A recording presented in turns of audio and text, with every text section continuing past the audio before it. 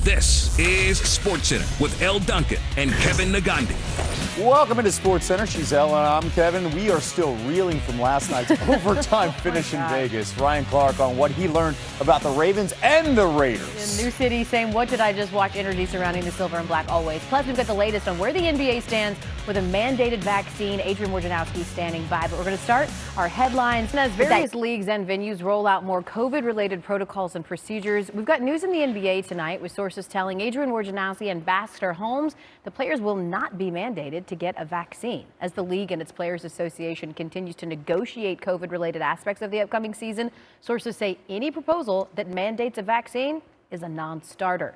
The league did say recently that approximately 85% of players have been vaccinated. Wojnarowski joining us now. Woj, what's the next step in this process? We are 2 weeks away from NBA training camps.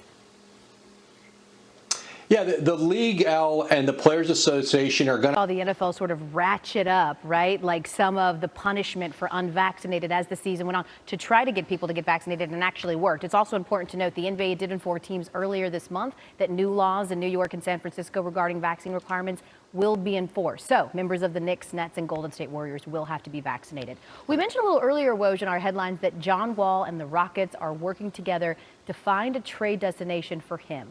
Woj, he is due nearly $92 million over the next couple of seasons. How is that going to impact him?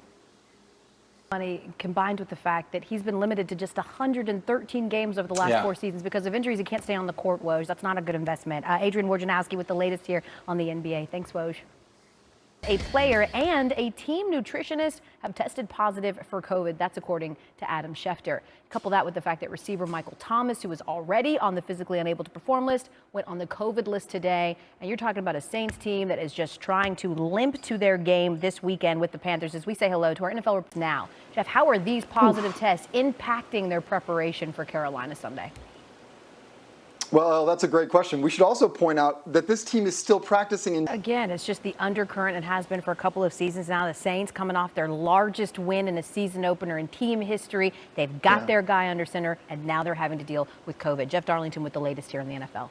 Difficult, and unfortunately, the team only had 3.5 quarters to overcome it. As we welcome back in Ryan Clark here with us. Ryan, what is your reaction to Vrabel calling out Julio for that penalty that happened in the first quarter? Yeah, I think that's one of those things when you don't have a rapport. Left tackle, meanwhile, Taylor Lewan was so embarrassed that he tweeted an apology and thanked Chandler Jones for exposing him. So that's where we're at with Tennessee. By the way, it only gets worse for them because they face the Seahawks, who sacked Carson Wentz 3 times on Sunday. Speaking of which, Russell Wilson couldn't be at the Met Gala because, you know, he has a job. Right. But his wife decided that she would dress as his doppelganger. As we have Ryan Clark break down some of the fashion we saw from the Met Gala. As you can tell, he is a fashionista. Well, listen, the thing that we have learned about this couple is that they love each other. Life, and you seem to be able to have babies and just continuously bounce back. Yeah. By the way, this is the couture version of like when your parent wears that big ass button with their kid's face at the sporting events. You know what I mean? Or they also have your faces on like fans. Okay, Simone Biles. How about this is what she does, and you know what?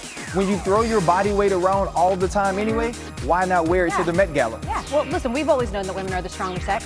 100%. All right, Naomi Osaka. Now, okay, how about this? Oh, you went backwards. The wrong way. Because you're the swiper. Okay, the GOAT. Oh, Serena Williams says she was inspired by. Beautiful. I can't wear it. You probably can't wear it, but Serena can. I hate to tell you this, that was green screen. She didn't actually kill any robots, but still, I get what you were saying. Wow, Yeah, hater. I know. Also, this So Wonder Woman has killed people?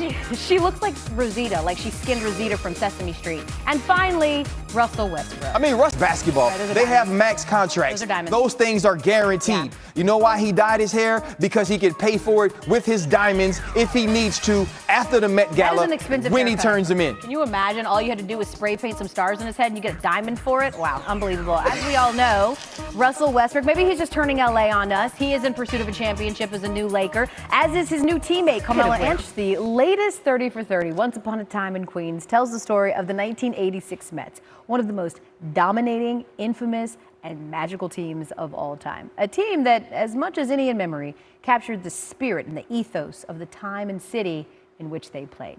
Ultimately, the 1986 Mets were an unforgettable story, one told in colorful, entertaining, and unvarnished fashion in the 4-part 30 for 30 documentary film from ESPN Films. Here is an excerpt.